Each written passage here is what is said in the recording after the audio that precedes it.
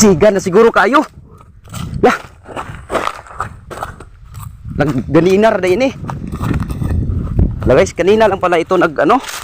Dapat ito mas ano itong uling. Alam, muntik nang maabo yung ano, uling natin na bagol or ano ng nyug. Kailangan natin lagyan ng ano to. Ang bira. Muntik nang maabo yung uling natin, guys. So kailangan talaga lagyan siya ng ano, bagol. No?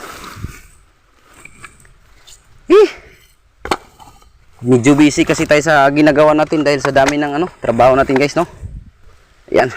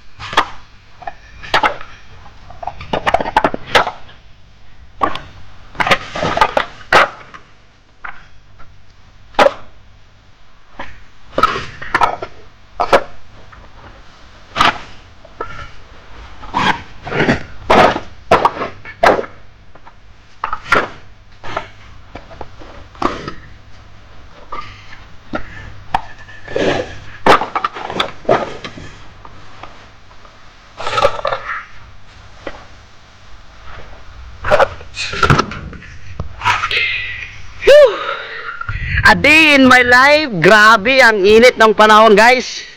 Ayan, magandang tanghali po sa inyong lahat.